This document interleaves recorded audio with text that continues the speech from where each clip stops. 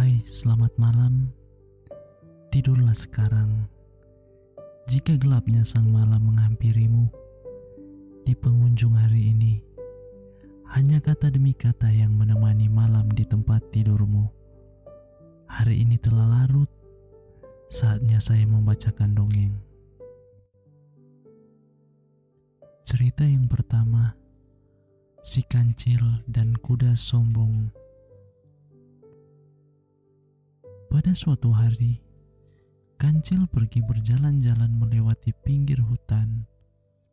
Semalam hujan sangat deras. Banyak sekali kubangan yang tidak terlihat, sehingga kancil harus berjalan dengan cara melompat-lompat untuk menghindari kubangan-kubangan tersebut. Tiba-tiba muncullah seekor kuda. Tubuh kuda tersebut sangat besar, kuat dan gagah. Ia berlari menuju kancil. Pada saat sampai di depan kancil, kakinya mengenai kubangan lumpur tersebut, sehingga ia menciprati kancil. "Hei kuda, pelankan jalanmu," tegur kancil. "Hahaha. Kamu yang salah karena kurang gesit. Bukan salahku jika kau terkena cipratan itu," ejekan kuda. Bukannya minta maaf, kuda malah mengejeknya. "Jangan sombong kau kuda, itu tidak baik. Seharusnya kau meminta maaf, bukan malah menyalahkanku," ujar kancil menasihati. "Hei kancil, aku sama sekali tak sombong. Aku hanya mengatakan yang sebenarnya. Pasti kau sangat iri padaku. Aku lebih kuat. Tubuhku lebih besar dan dapat berlari dengan cepat," ejek sang kuda. Mendengar hal tersebut, kancil pun merasa sangat terhina. Ia pun menahan amarahnya dan langsung mencari cara agar ia jera. Akhirnya, ia pun mendapat ide. "Begitukah kuda? Kalau begitu, bagaimana jika kita adu lari?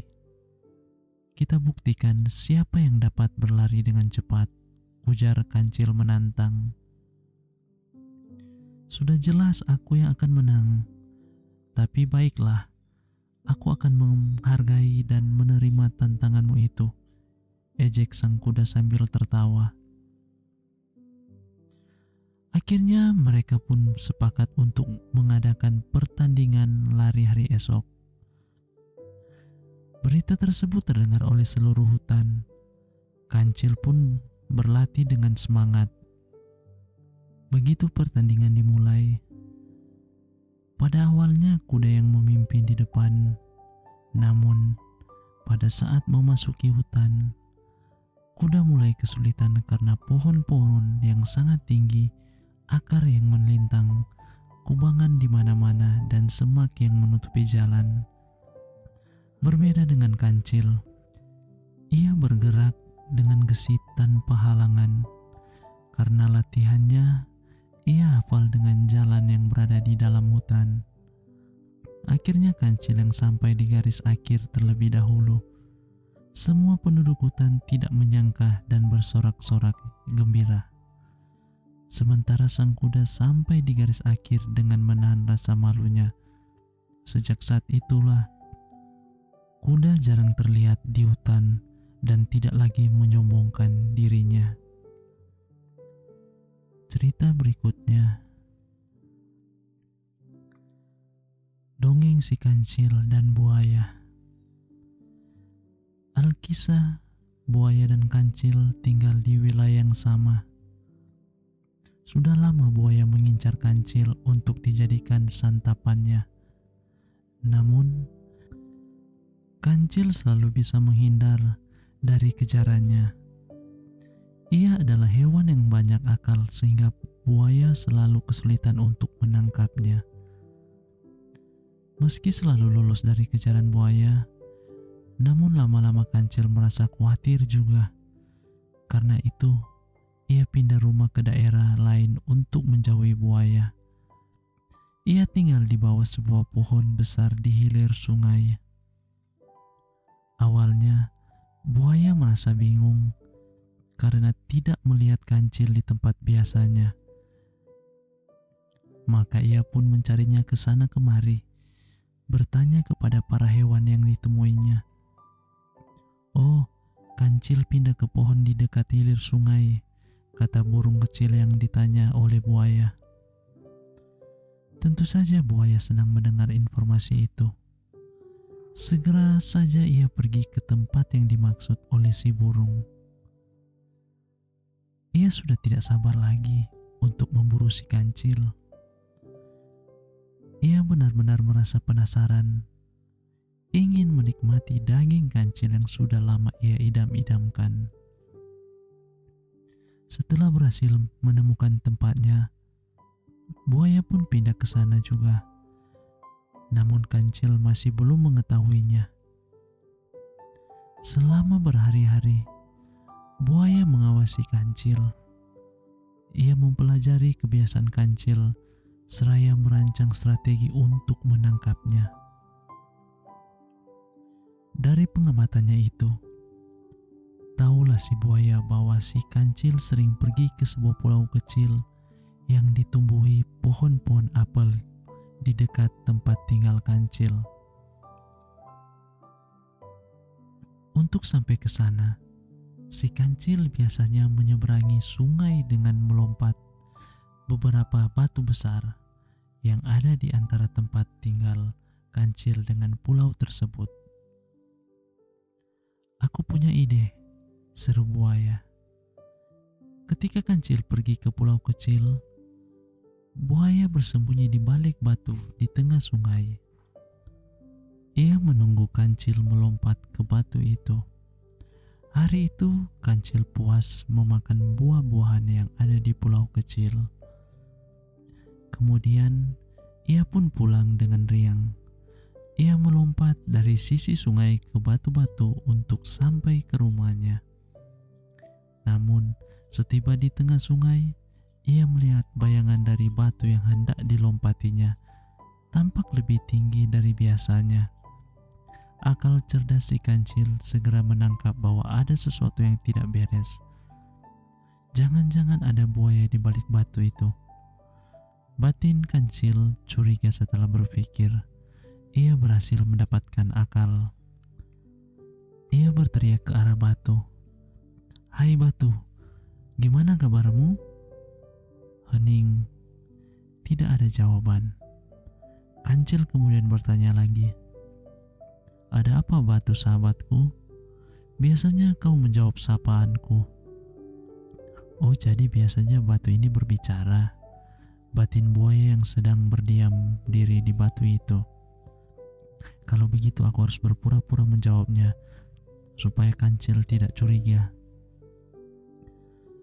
"Halo juga Kancil," jawab buaya. Kancil terkikik dalam hati melihat kebodohan buaya.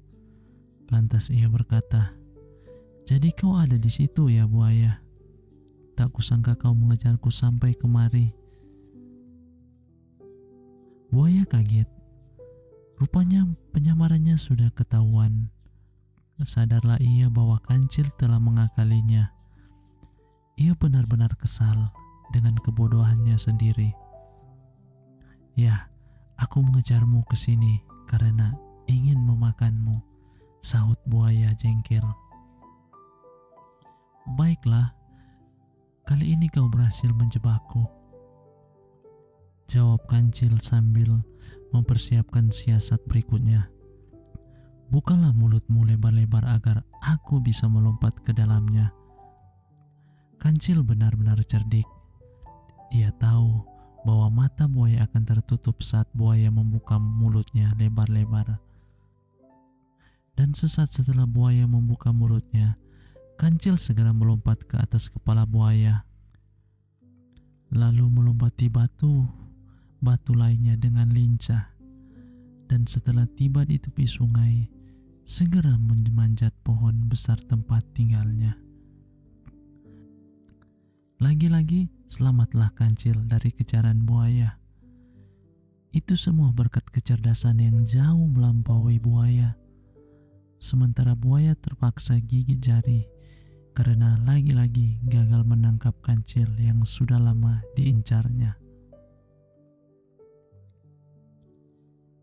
Cerita berikutnya berjudul Kancil dan Serigala. Suatu hari, ada seekor serigala yang sedang asik duduk di tepi sungai. Ia bersandar di akar pohon karena kelelahan mencari makanan. Akhirnya ia pun tertidur. Namun tiba-tiba ia mendengar suara krak. Sang serigala pun terbangun dari tidurnya. Ia melihat ke sekelilingnya. Ia pun segera mencari asal suara tersebut. Ternyata suara tersebut berasal dari sebuah ranting yang jatuh dan terinjak oleh si cerdik Kancil. Melihat si Kancil, serigala yang sedang kelaparan itu sangat senang. Ia pun perlahan mendekati Kancil. Kancil mengetahui dirinya dalam bahaya. Ia pun langsung melarikan diri dan bersembunyi di balik semak-semak. Serigala langsung mengejarnya. Karena Kancil terus berlari, akhirnya serigala memanggilnya. "Kancil, kemarilah. Ayo berhenti.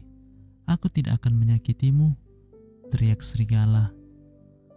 Kancil tidak mendengarkan teriakan serigala. Ia pun berlari sampai kelelahan. Akhirnya, serigala sudah bisa menyusulnya. Melihat serigala sudah berada di hadapannya, Kancil pun merasa ketakutan. Ia langsung mencari akal untuk mengelabui sang serigala.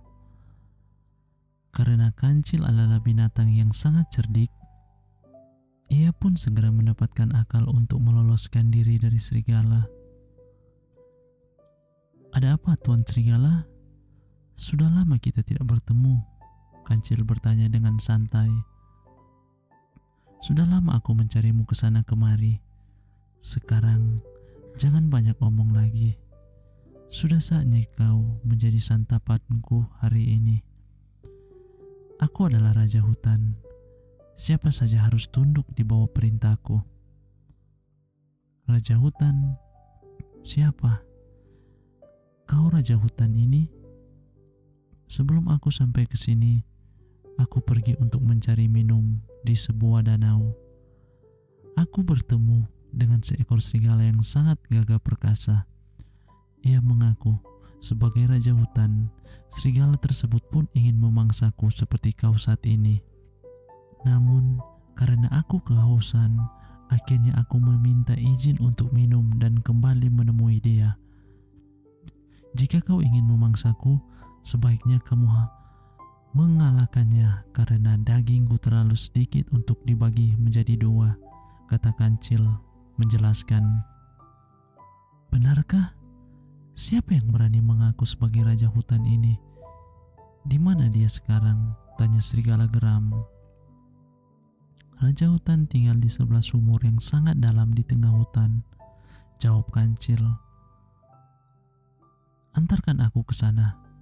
Aku akan mengalahkannya. Setelah aku mengalahkannya, kau harus berjanji tidak akan melarikan diri dan menjadi santapanku hari ini," kata sang serigala. "Baiklah, ayo ikuti aku," jawab si Kancil. Akhirnya si Kancil berjalan di depan serigala. Mereka berjalan dengan jarak yang cukup jauh. Mereka pun sampai di tempat tujuan. Terlihat sebuah sumur yang tidak terurus dan dipenuhi dengan rumput-rumput yang sangat tinggi. Mereka mendekati sumur tersebut. "Ini sumur tempat tinggal Raja Serigala yang aku ceritakan. Ia sangat gagah dan tangguh. Aku ragu kau dapat mengalahkannya. kau bisa langsung bertemu dengannya, kata si kancil. Serigala pun berjalan lebih mendekat dengan sumur tersebut. Ia menengok ke bawah dengan sangat berhati-hati. Ia sangat terkejut melihat seekor serigala berada dalam sumur tersebut. Serigala pun langsung mengaum dengan sangat keras. Namun, ia pun mendengar suara aungan dari dalam sumur. Aungan tersebut terdengar lebih keras. Mendengar suara aungan serigala di dalam sumur membuatnya sangat marah. Tanpa pikir panjang, karena sangat marah, ia pun langsung melompat ke dalam sumur. Terdengar suara yang menggema dari dalam sumur.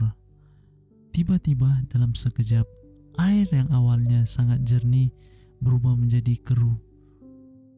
Di dalam sumur yang sangat dalam tersebut, serigala tidak dapat menemukan serigala lainnya selain dirinya sendiri. Serigala pun menyadari bahwa dirinya lagi tertipu dengan ucapan binatang yang cerdik, si kancil. "Hei kancil, ternyata kau menipuku. Awas kau nanti," kata serigala yang marah. "Hahaha, bagaimana Raja Hutan? Apakah kau sudah berhasil mengalahkannya?" jawab kancil dan meninggalkan serigala di dalam sumur. Serigala terus berusaha untuk keluar dari dalam sumur. Ia pun berenang sampai kehabisan tenaga.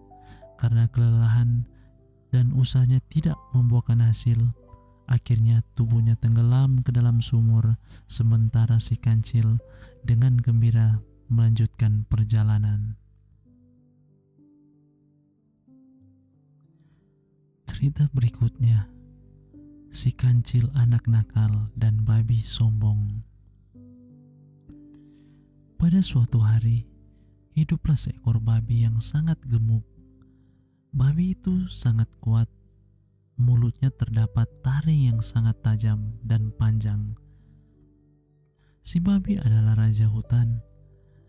Babi tersebut sangat ditakuti oleh hewan-hewan lainnya. Tidak ada satu ekor binatang pun yang dapat melawannya. Kekuatan babi sangat besar, sehingga tidak ada hewan yang dapat mengalahkannya. Karena kekuatannya tersebut, ia menjadi raja babi. Namun, ia sangat sombong. Suatu hari, ia sedang berjalan dan melewati binatang-binatang lainnya. Ia berhenti sejenak dan berkata, "Siapa yang berani melawanku?" Mendengar tantangan raja babi, semua binatang yang ada di sana hanya terdiam. Mereka sangat takut. Tidak ada satupun yang berani menjawabnya. Raja babi pun menunjukkan kekuatannya dengan mendorong pohon mangga yang berada di depannya sehingga tumbang. Raja babi sangat senang karena tidak ada yang sanggup melawannya. Pada saat raja babi menyombongkan dirinya, tiba-tiba datanglah kancil. "Hei kau binatang kecil, dari mana saja kau?" tanya raja babi. "Aku sedang berjalan-jalan mencari udara segar," jawab si kancil. "Mengapa kau tidak mengajakku?" tanya raja babi. "Aku lebih senang berjalan-jalan sendiri. Untuk apa aku mengajakmu?" jawabnya. Mendengar jawaban si kancil, raja babi agak tersinggung. Ia sama sekali tidak menyangka binatang kecil itu berani berbicara seperti itu. Padahal selama ini tidak ada binatang yang dapat melawannya. "Apa yang kamu katakan? Apakah kamu tidak tahu bahwa aku ini raja hutan? Aku sangat ditakuti di sini," ujarnya dengan nada marah. "Mengapa aku harus merasa takut kepadamu? Kekuatan yang kamu miliki sama seperti kekuatan yang mereka miliki," jawab si kancil dengan santai. Mendengar jawaban si kancil lagi, membuat raja babi semakin marah. Kemarahannya sudah tidak dapat ditahan lagi. Dasar kau binatang kecil yang bodoh.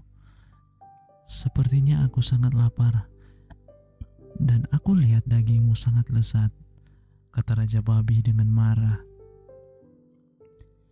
Kamu menginginkan dagingku? Baiklah, tapi dengan satu syarat.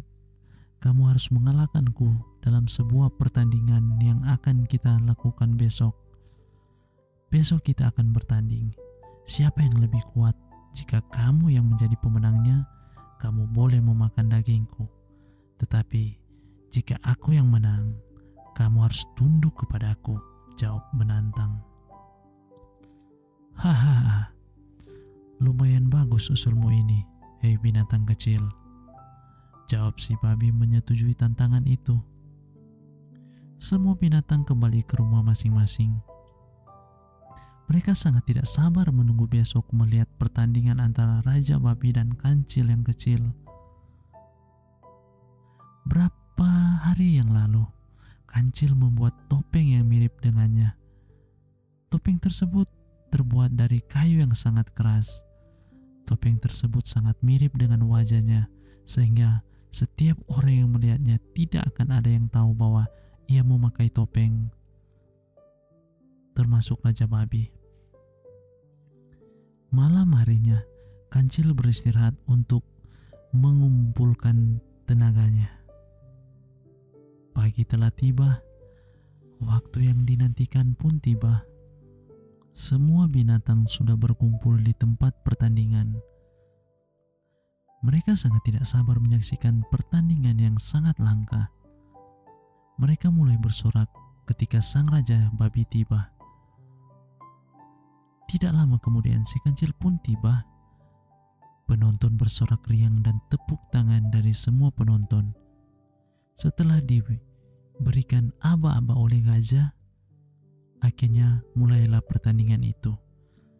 Raja Babi mulai menggeram dan mengangkat si Kancil. Namun si Kancil sangat aneh. Ia sama sekali tidak menghindar tangkapan si Raja Babi. Kancil mulai terlempar beberapa kali dan serukan si Raja Babi. Kancil segera bangkit lagi dan lagi. Sementara moncong babi merasa kesakitan karena kepala si Kancil sangat keras. Karena merasa penasaran, Raja Babi menyeruduk lagi. Kancil pun terlempar lagi. Namun ia langsung segera bangun dan kembali menantangnya. Lama-kelamaan, moncong Raja Babi terluka di sana-sini. Sementara si Kancil masih segar. Namun, karena moncongnya terasa sangat kesakitan, ia pun tidak sanggup lagi meneruskan pertandingan. Akhirnya si Kancil yang menjadi pemenangnya dan mengakui bahwa si Kancil lebih kuat darinya.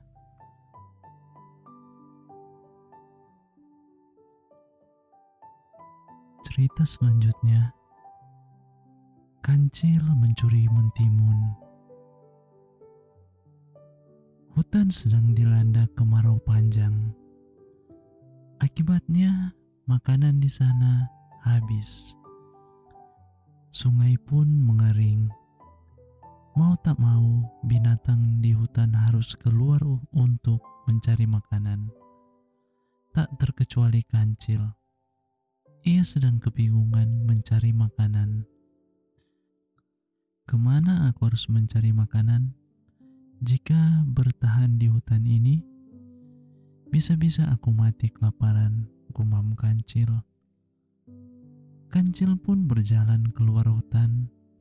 Saat sedang berjalan, tiba-tiba ia melihat seorang petani yang dipenuhi timun yang sangat segar. Seketika muncul keinginan Kancil untuk melahap timun-timun itu.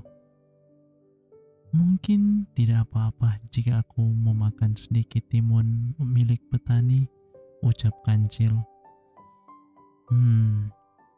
Timun itu ternyata sangat enak. Tanpa disadari, Kancil memakan timun-timun itu hingga perutnya kenyang. Kancil pun pulang dengan hati yang senang. Aku tak perlu pergi dari hutan untuk mencari makanan. Di ladang petani ada banyak sekali makanan, gumam Kancil. Benar saja, hari-hari berikutnya Kancil sering mengunjungi ladang petani.